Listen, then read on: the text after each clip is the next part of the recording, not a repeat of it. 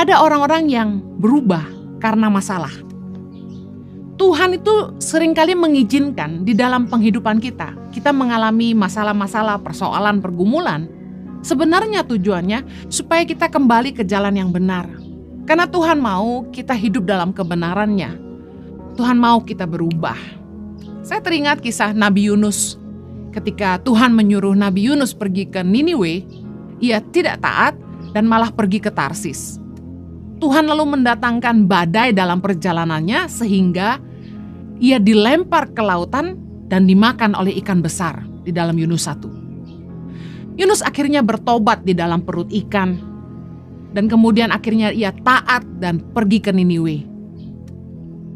Saya teringat seseorang pernah berkata kepada saya, "Henny, jangan sampai karena ketidaktaatan kita seluruh isi kapal ikut tenggelam." Dulu saya pernah pergi jauh dari panggilan Tuhan. Tidak mau jadi hamba Tuhan. Saya mau jadi pengusaha aja.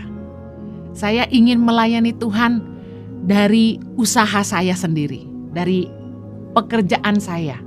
Saya pikir heroik kalau saya tidak hidup dari pelayanan, tapi saya bisa mendanai pelayanan. Tapi jalan Tuhan bukan jalan kita. Dan saya bersyukur akhirnya saya taat. Saya tidak bisa bayangkan seandainya saya tidak taat dan saya akan mencelakakan seisi rumah saya. Jangan sampai karena ketidaktaatan ayah atau ibu membuat seluruh kapal seisi rumah ikut tenggelam. Belajar dari Yunus. Jangan sampai masalah datang baru kita mau berubah. Jangan sampai kita tertimpa masalah baru kita mau bertobat. Beberapa orang tuh terpaksa berubah karena masalah. Biasanya disebabkan karena rasa takut. Tapi orang yang berubah karena masalah, biasanya perubahannya sementara. Contoh, karena jomblo gak punya pacar, berusaha diet. Karena supaya lebih menarik, supaya bisa menambah daya tarik, orang berusaha kurus, berusaha olahraga supaya punya body yang bagus. Tapi apakah perubahannya permanen? Tidak. Begitu sudah menikah atau sudah punya pacar, gemuk lagi. Saya punya teman dulu, agak montok. Ketika masih jomblo, diet luar biasa. Tapi setelah punya pacar, balik lagi. Berubah karena masalah itu sementara. Ada orang yang tadinya makan sembarangan, agak rakus, gak jaga kolesterol, gak jaga makanannya sembarangan. Tapi terkena serangan jantung satu kali, langsung takut. Mulai jaga makan. Saking kepingin makan gorengan, ambil tisu, digencat-gencat tempenya, tahu gorengnya supaya minyaknya keluar semua. Biasanya orang kalau udah kena musibah baru berubah. Tapi perubahan itu gak permanen biasanya. Pasti masih curi-curi makan juga. Setelah dipenjara, apa orang berhenti berbuat jahat? Apakah penjara membuat orang berhenti ngobat? Yang saya tahu karena kami juga melayani di penjara, orang yang di penjara itu biasanya keluar masuk. Nggak kapok. Makanya orang kalau berubah karena masalah itu biasanya di bibir aja. Makanya anak muda yang jomblo, kalau ada yang janji sama kamu, kalau kamu mau jadi pacar aku berubah deh. Aku ikut kamu ke gereja deh. Kayak ini cuma mau kasih tahu. Perubahan itu biasanya sementara. Nanti kalau sudah dapet kamu ya nggak ke gereja lagi.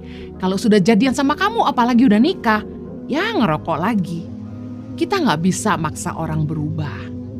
Dulu saya berusaha mengubah Jojo pacar saya yang sekarang jadi suami saya. Jojo tuh orang yang cool, cuek. Ya, saya pernah khotbahkan ini. Saya berusaha mengubah seorang Jojo.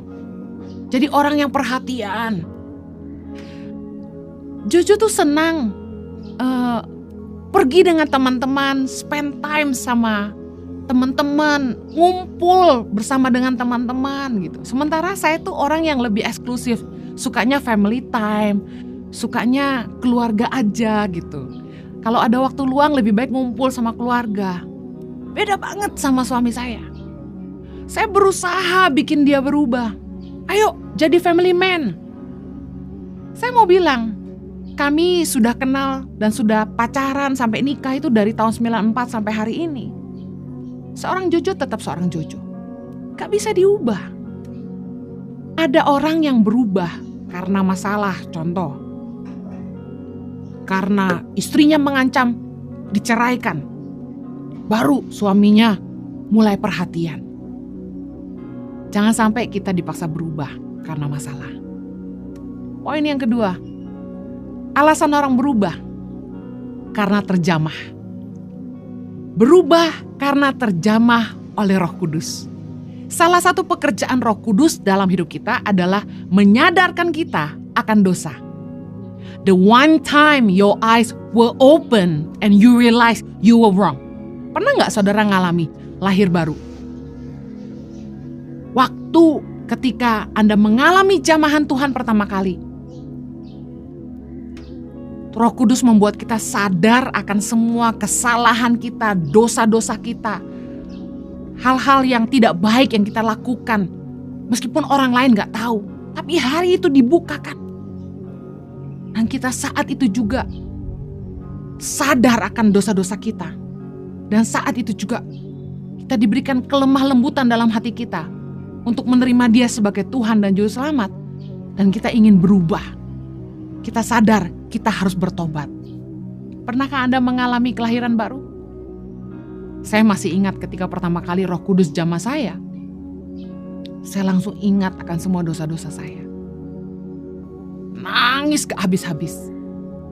Dan saya mulai sadar bahwa saya harus berubah. 2 Korintus 3 ayat 16. Tetapi apabila hati seorang berbalik kepada Tuhan, maka selubung itu diambil daripadanya.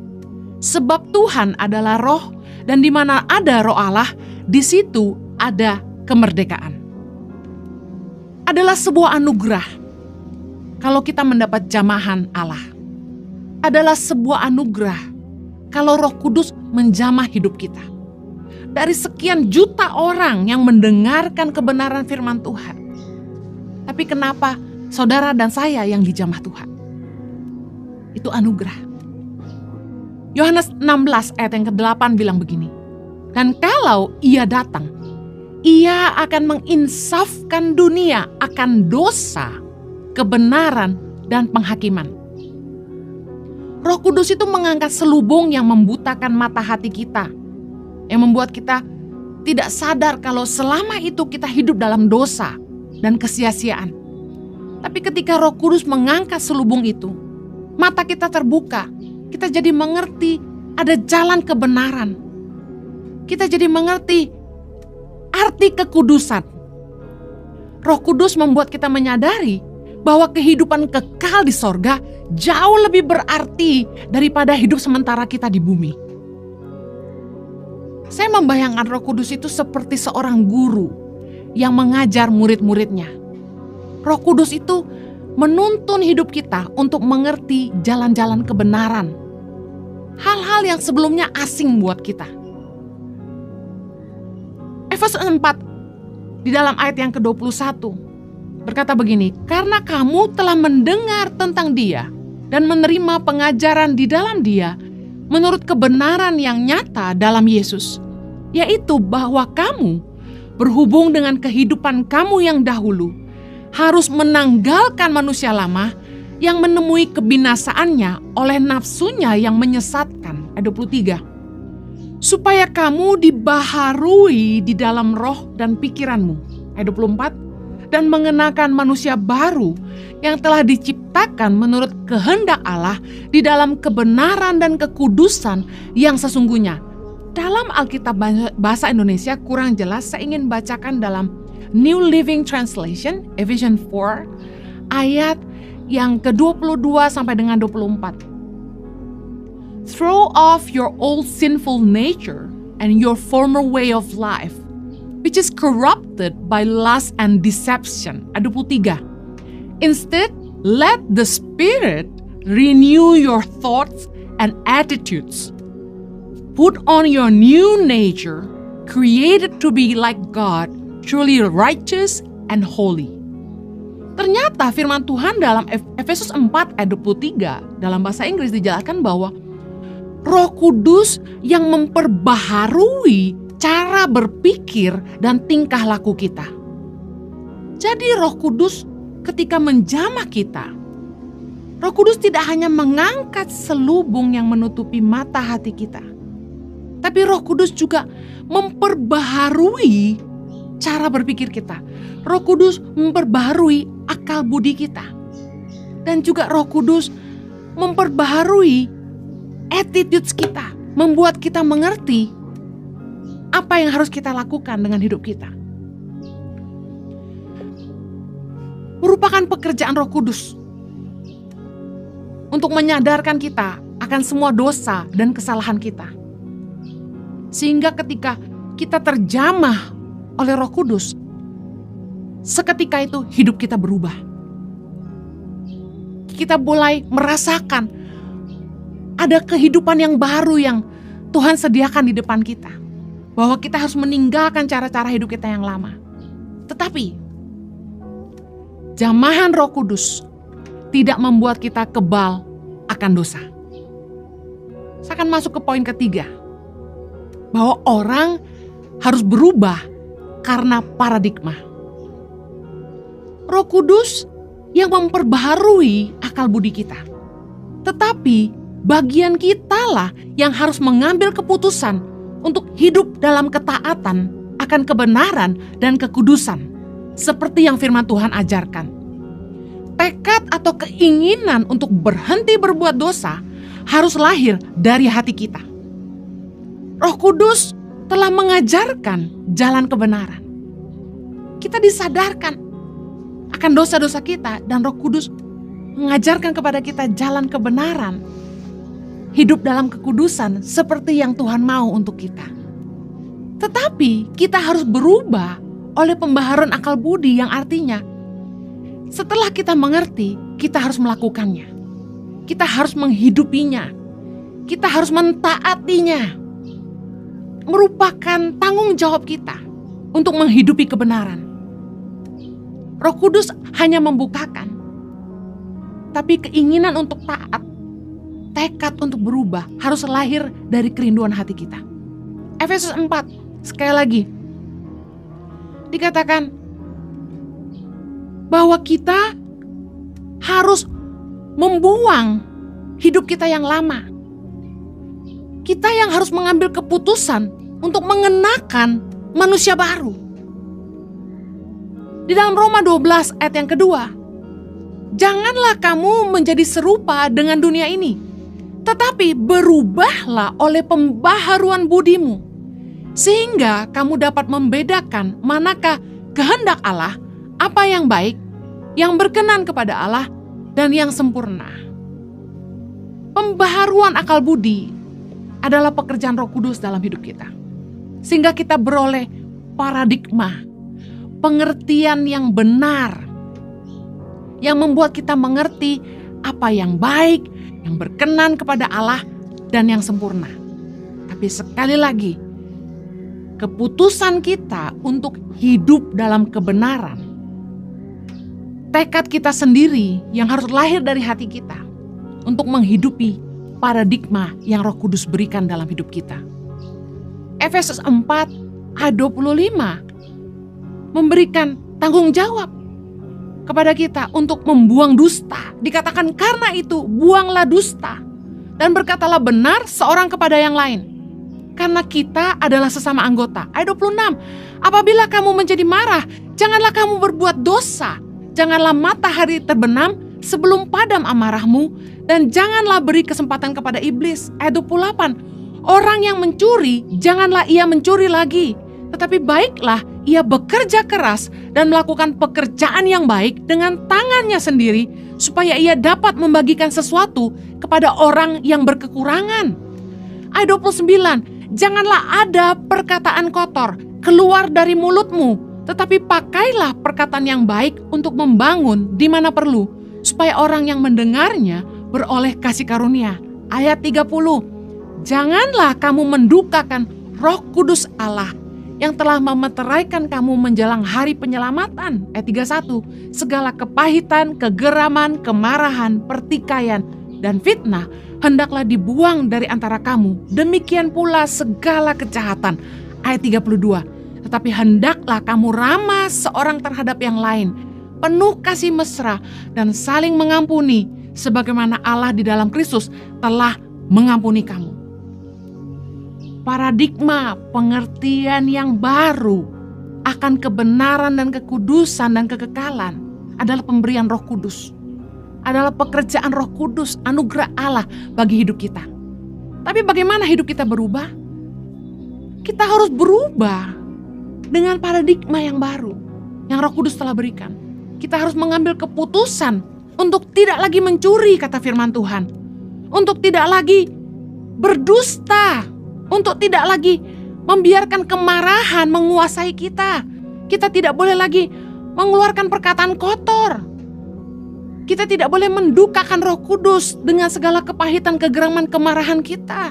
Kita tidak boleh bertikai, kita tidak boleh saling memfitnah. Dan kita harus berhenti berbuat jahat. Kita harus ramah, penuh kasih mesra, dan kita harus saling mengampuni. Itu bagian kita. Kalau kita mau berubah, kita sendiri yang harus bertekad untuk meninggalkan kehidupan kita yang lama.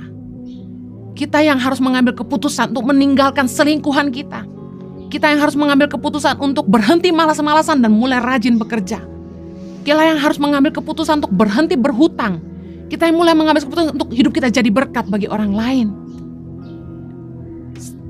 Saya mau tutup dengan sharing apa yang pernah ditanyakan oleh salah satu member dari Impact Family, yaitu Cell Group Impact Community Indonesia. Dia bertanya begini, kenapa Tuhan membiarkan kita jatuh dalam dosa? Kan Tuhan tahu apa yang ada dalam hati kita. Kenapa Tuhan biarkan kita ngambil keputusan yang salah? Kenapa Tuhan biarkan kita jatuh ke dalam dosa? Saya mau jelaskan. Tuhan itu memberi manusia kehendak bebas.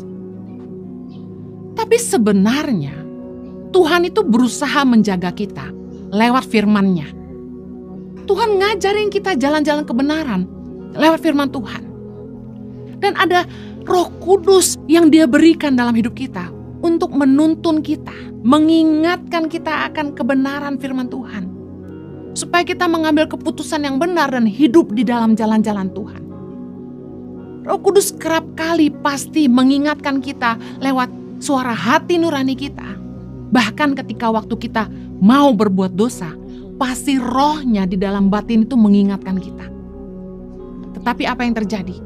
Ketika Roh Kudus mengingatkan kita, jangan mencuri, jangan selingkuh, jangan berbohong. Apakah kita berhenti berbuat dosa? 1 Timotius 1 ayat 19 berkata, beberapa orang telah menolak hati nuraninya yang murni itu. Dan karena itu, kandaslah iman mereka.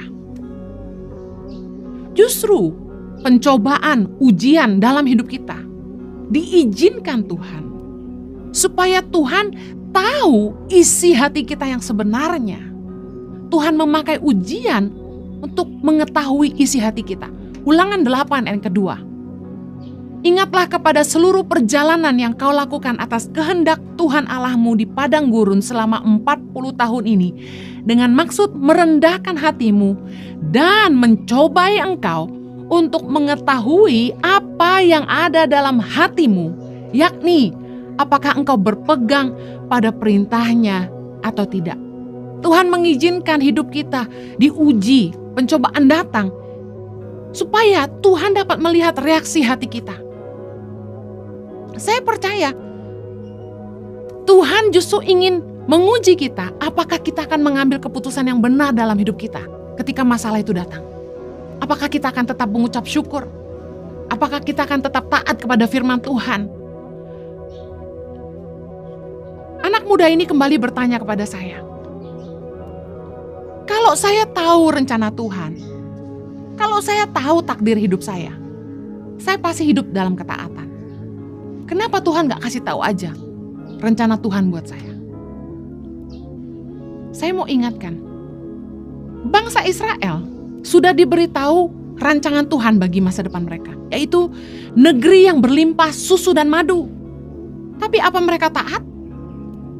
Waktu mereka diuji di padang gurun, dalam perjalanan menuju tanah perjanjian yang Tuhan akan berikan bagi mereka, seperti sifat manusia pada umumnya, meski telah melihat tangan Tuhan bekerja menyertai mereka, mereka telah mengalami berbagai pertolongan dan penyediaan Tuhan, mereka tetap tidak mengucap syukur, tetap bersungut-sungut, hidup dalam penyembahan berhala, terus berbuat jahat, hidup dalam dosa percabulan, dan mereka terus menyakiti hati Tuhan.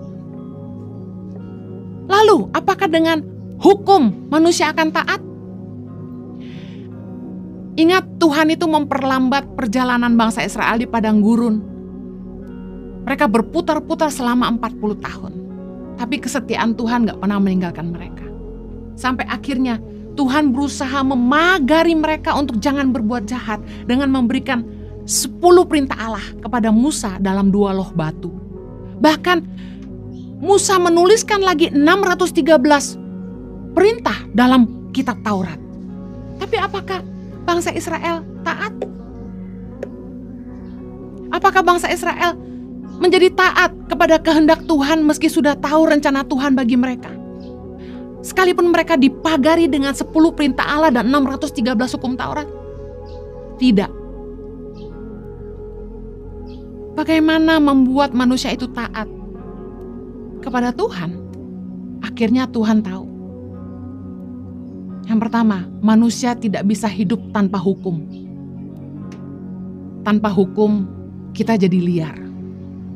Manusia itu memang harus diatur. Tuhan jadi sadar bahwa manusia nggak bisa hidup tanpa hukum. Yang kedua, meskipun sudah dipaksa dengan hukum, manusia tetap nggak taat. Buktinya banyak yang melanggar hukum. Yang ketiga, meski tahu kehendak Tuhan, manusia tetap tidak taat. Akhirnya Tuhan mengerti bahwa keinginan untuk taat kepada Tuhan, hati yang mengasihi Tuhan, harus lahir dari keputusan hati kita sendiri. Manusia tuh gak bisa berubah hanya karena dipaksa. Mau karena masalah, mau sudah mengalami jamahan Roh Kudus, manusia tetap gak berubah. Banyak orang yang sudah lahir baru, lalu jatuh bangun lagi dalam dosa. Karena jamahan Roh Kudus tidak membuat kita kebal akan dosa. Lalu apa yang bisa membuat kita berubah? Kita berubah karena paradigma yang diberikan oleh Roh Kudus. Kita harus punya tekad dari hati kita sendiri untuk hidup dalam kebenaran, hidup dalam kekudusan, hidup dalam takut akan Tuhan. Menyadari bahwa apapun yang kita tabur dalam kehidupan kita yang sementara di bumi ini akan kita tuai dalam kekekalan nanti. Menyadari bahwa kita harus hidup dalam ketaatan kepada Tuhan karena Dia telah terlebih dahulu mengasihi kita.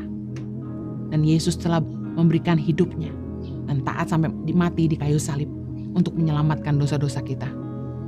Gak ada seorang pun yang bisa memaksa kita bertobat. Tidak ada seorang pun yang bisa memaksa kita berubah. Bahkan Tuhan sudah mencobanya dengan bangsa Israel. Apakah Anda mau berubah? Keputusan di tanganmu. Anda telah mengerti kebenaran, Anda telah mendengar banyak khotbah. Tapi keinginan untuk taat dan mengasihi Allah harus lahir dari hati Anda.